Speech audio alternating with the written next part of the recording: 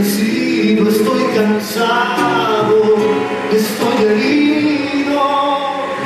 No me importa si me dices que he perdido, ya lo sé. Abrázame,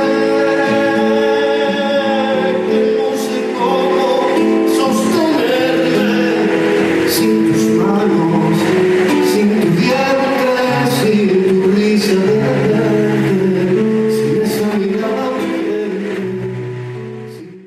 Bienvenidos, bienaventurados. Hoy no voy a decir más y tampoco quiero demeritar a nadie más, pero yo creo que estoy ante el cantautor más importante de este país y uno de los líderes en muchos sentidos de lo que está pasando con la canción de autor en México. Edgar Oceransky, muchas gracias. Muchísimas gracias a ti por esta entrevista y por estar con nosotros en el concierto. Ya un año, bueno, 20 años, perdón, no un año, 20 años de tu primer disco. Sí, estoy muy contento porque decidimos festejar, ahora sí que con bombo y platillo, esta primera incursión mía, digamos, en el mundo discográfico, que era una aventura y que me ayudó muchísimo a sentar las bases después de una carrera completa, ¿no? No siempre el primer disco es, digamos, un disco exitoso o un disco importante para algunos artistas. En mi caso, el primer disco sí es un disco muy importante y lo vamos a festejar durante lo que queda de este 2021. Regrabando el disco con nuevas versiones y a dueto con muchos artistas queridos, muy importantes en mi vida y en mi historia como persona y como artista, ¿no? Ya dijiste que hasta el 4 de julio vas a revelar los nombres o se va a ir conociendo. No me digas los nombres, adelántame algo. ¿Quiénes son? ¿Son mexicanos, españoles, hombres, mujeres? ¿Quiénes te van a acompañar? Hay artistas de muchas nacionalidades, hombres, mujeres, hay de Cuba, de España, de México, de México hay de muchas partes, hay del norte, hay artistas de Monterrey, hay artistas que yo admiro desde hace muchísimo tiempo, que son íconos de la trova o que son íconos de la canción que yo empecé a conocer cuando compraba discos, del rock en español, por ejemplo.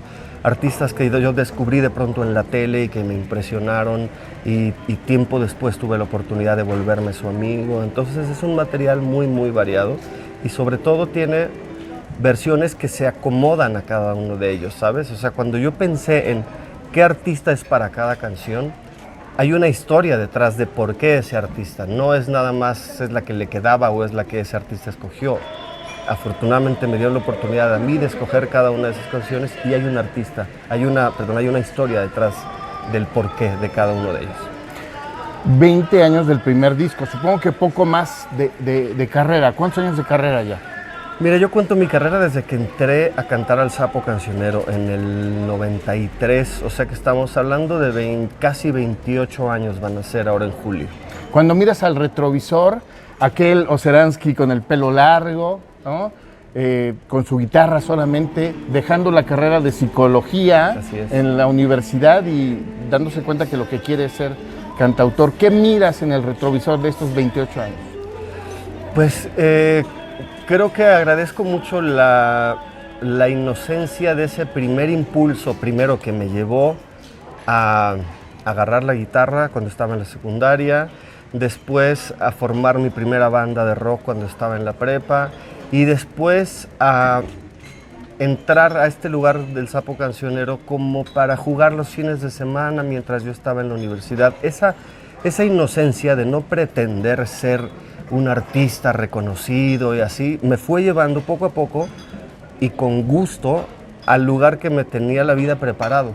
Y si hubiera sido, yo creo que un poquito más consciente, ese muchacho no hubiera dejado la universidad y se hubiera quedado ahí. Probablemente hubiera sido muy feliz, pero no hubiera tenido la capacidad de afectar a tanta persona como he podido hacerlo con la música. Entonces yo le agradezco a ese muchacho su inocencia.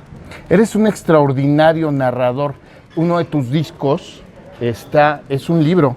Sí, tiene poemas, tiene algunas historias de cómo llegué a escribir este disco, de lo que viene, etcétera. ¿No has pensado en un libro, solo un libro? Sí, de hecho estamos con ese proyecto. Desde el año pasado iba a salir y nos agarró la pandemia, entonces tuvimos que ponerlo en pausa.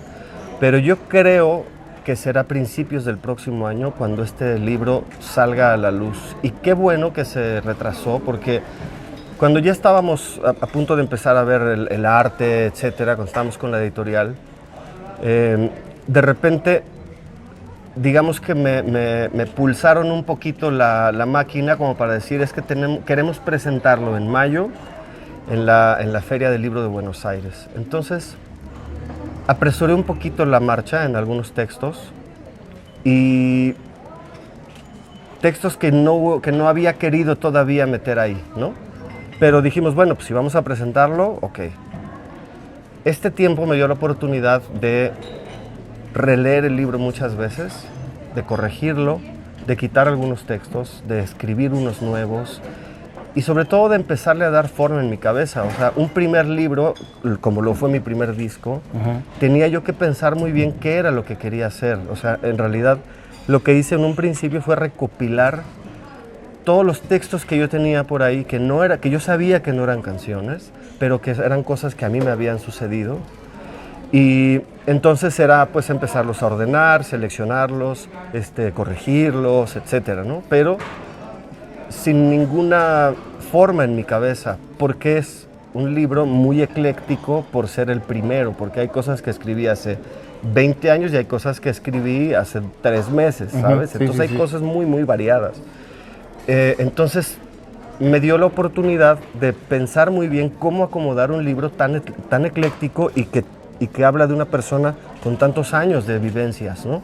Probablemente a partir de aquí, porque me gustó la escritura de un libro, probablemente a partir de aquí, cuando escriba otros libros, van a ser un poco más consistentes entre todos los textos, ¿no? Pero tenía yo que entender cómo acomodar todo eso. Entonces, esta temporada me dio la oportunidad de acomodarlo bien. Fíjate que yo sí creo en el destino, pero no creo en el destino como un final, sino como puntos por los que tienes que pasar forzosamente. Y ahí entra nuestro libre albedrío. O sea, de hecho tengo un texto que escribí que habla de eso, ¿no? Dice, el destino no es el fin, es solo un punto en el camino. Y ese punto en el camino por el que estás obligado a pasar, va a definir hacia dónde tú también quieres irte, ¿no? O sea, tú te encuentras, por ejemplo, con una persona y esa persona con la que te tenías que encontrar, tú decides hacia dónde te lleva esa persona, si te quieres quedar con ella, si no te quieres quedar con ella. Lo mismo pasa con los amigos, lo mismo pasa con la carrera, lo mismo pasa con muchas cosas y creo que hay que estar muy atentos a ello. O sea, sí creo en que hay lugares por los que tienes que pasar, pero que también el libre albedrío ayuda mucho.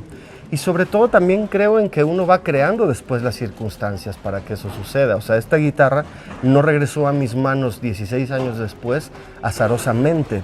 O sea, fue una guitarra a la que nunca le perdí la pista. Fue una guitarra que tuvo un objetivo a la hora en la que yo se la presté al mago. Después el mago se la regaló a Abraham Michel. Y después, o sea, yo nunca le quité el ojo de ahí. El momento en el que regresó a mí, eso sí lo veo como parte de mi destino. Pudo haber regresado antes o pudo haber regresado mucho tiempo después, pero regresa justo cuando voy a hacer la gira de estos 20 años de mi primer disco. Y yo grabé mi primer disco con esa guitarra. Claro, ¿no? Esther va a estar en esta regrabación. Esther va a estar en esta regrabación y va a estar en la gira, sobre todo, porque sí también creo que los instrumentos, al ser objetos que vibran todo el tiempo, no solo vibran con las cuerdas, vibran con la persona. Entonces las vibraciones de la gente se van quedando ahí. Entonces ahí está, aparte, mi gran amigo, que es el mago. Y ahí están mis primeros años de composición y ahí está toda la emoción de mi primer disco. En ese objeto se encuentran muchas vibraciones positivas en mi vida. Por eso le tengo tanto cariño. Para no abusar mucho del tiempo, vamos con la penúltima. Parece que esta generación, y yo te veo, bueno, esa es mi opinión personal, como punta de esta generación. En Querétaro, entiendo, tienes tu estudio, ya casi eres hasta cineasta, porque además un desarrollo de video ya muy elaborado, mucho más pensado. Le arrebataron de repente al comercio de la música, déjame ponerlo de esa manera. O sea, ustedes no están en la radio comercial y ya son cantautores. Aquí mismo entrevistamos a Miguel Insunza, ¿no? Por ejemplo, o sea, ya llenan lugares, tú donde te presentas llenas. ¿Finalmente están robándole el escenario a la música comercial? Yo creo que estamos regresando a lo básico.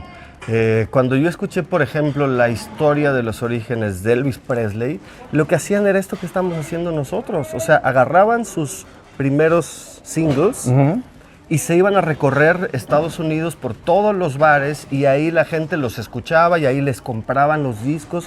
O sea, en ese tiempo no había una maquinaria de distribución discográfica. Eso empezó a suceder después, pero todos esos primeros artistas iban con los discos bajo el brazo, ¿no? Tal vez era la disquera la que lo hacía, pero era lo mismo. La gente se tenía que enfrentar al artista para conocerlo y el artista se tenía que ganar a ese público.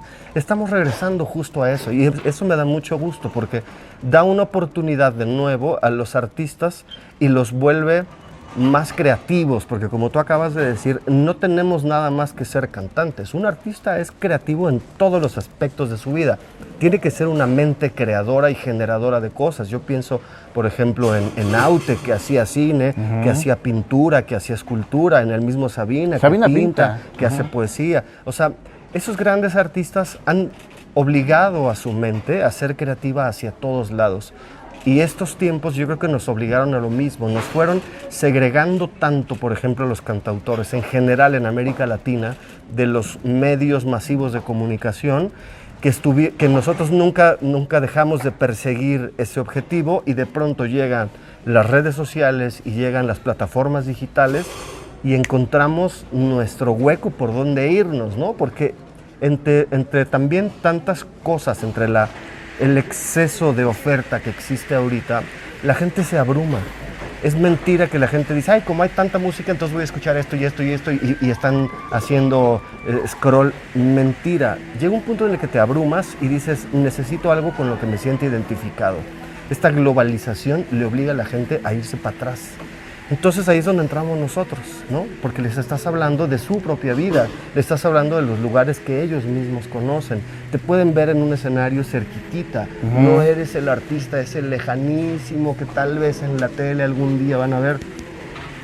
Eres parte de tu sociedad. Entonces creo que encontramos también gracias a nuestra resistencia de nuevo un espacio en la sociedad. Déjame lanzar una provocación, no es pregunta, de lo que se han perdido las disqueras. En América Latina sí lo creo absolutamente, porque al no tener paciencia para desarrollar un gran artista, piensa en Joan Manuel Serrat, ¿no? Que tiene 40 y tantos años de carrera. La cantidad de dinero que en este momento genera un artista como Joan Manuel Serrat en conciertos en el Auditorio Nacional, en venta de discos, en giras por toda América Latina y España, pero eso fue un trabajo que una compañía disquera o un proyecto fueron alimentando. No se esperaron a que el primer disco fuera el mega exitazo. José José, otro ejemplo, ¿no? Que hasta el tercer o cuarto disco más o menos fue famoso, pero la gente creía en ellos como artistas y entonces los iban macerando poco a poco y les iban permitiendo un desarrollo. Ahora no se te permite un desarrollo. Si no tienes un éxito con el primer sencillo, eres descartable y entonces eso hace que gastes demasiado dinero. Es como invertir, no sé, es la diferencia entre invertir en un coche y en una casa, ¿sabes? Sí, claro. Así lo veo yo, que ellos no piensan a largo plazo, por lo menos ahorita. Hubo tiempos en los que sí lo pensaron. Y en España, por ejemplo, o en los Estados Unidos, yo sí he visto que esas grandes compañías disqueras siguen pensando en sus artistas de largo alcance. Yo pienso en Adele, o pienso en Alejandro Sanz en España, o pienso, no sé, en Estados Unidos, en gente como Amos Lee. O sea, ellos saben que son artistas que se van a llevar un tiempo, pero que nunca van a dejar de generar. Y en América Latina, desgraciadamente, no hay esa visión de futuro. Siempre es la cosa demasiado inmediata. Para terminar, y después ya tú concluirás invitándonos, te pido, a tus conciertos, que creo que ya vienen con más público en La Maraca y en otros lugares. Antes, una pregunta muy personal que quiero hacerte. ¿Cómo llegan más fácil las musas? ¿Cuando uno metafóricamente se está cortando las venas o cuando el calor de hogar te abraza? Mira, yo me di cuenta que es sobre todo después de que te das cuenta que cada instante de tu vida es importante. Entonces no importa si te acaba de atropellar el amor o si estás en el calorcito de tu hogar, siempre y cuando estés atento a lo que te sucede, porque la vida es la que te tiene que pasar y la vida diaria, la vida cotidiana, esa es la importante. Yo estoy seguro o estoy convencido de que no necesitas vivir una cosa extraordinaria para que tu vida sea extraordinaria. Más bien ponle atención a lo que te sucede y ya el simple hecho del milagro de la vida es una cosa extraordinaria. La atención es la que hace que las musas lleguen a tu casa y que no se vayan jamás. Muy bien. Pues invítanos, disco dentro de Claro que sí, un mes. el disco empiezan a salir los sencillos a partir del 4 de julio, sacaremos sencillo julio, agosto y septiembre y probablemente a finales de septiembre ya salga el disco completo, 20 años estoy aquí. Empezamos a tener conciertos grandes en la Ciudad de México, en La Maraca, el próximo 7 de agosto para festejar mi cumpleaños, que siempre lo festejo trabajando, 6, sí, que mi cumpleaños es el 6. El 7 tenemos concierto en la Ciudad de México, tenemos conciertos en la Ciudad de Puebla también. 27 aquí en Sala El Forum, 27 en Sala con Diego Forum, Ojeda. con mi amigo Diego Ojeda para este proyecto bellísimo que se llama Maldita Vocación. Tenemos también Monterrey, tenemos gira por el sureste, llegamos hasta Villahermosa. Muchos conciertos, afortunadamente. Si nos siguen en las redes sociales, en Instagram estoy como Edo Seransky, en Facebook como Edgar Seransky Oficial, ahí se van a ir encontrando todos los conciertos que tenemos. Pues muchas gracias, ha sido exquisito. Muchas gracias por estos minutos. Gracias a y ti. de verdad además un placer escucharte, Gracias verte a ti por el y tiempo oírte. y por haber estado aquí con nosotros. Para mí era muy importante, yo le decía a los amigos que nos hablaron de hacer la entrevista, yo les decía, ojalá que puedan quedar hasta el final, porque siempre después de ver el show surgen otras cosas en la cabeza, Sí, ¿no? Y sí, entonces te agradezco que te hayas quedado ese tiempo. Muchas gracias. Muchas gracias.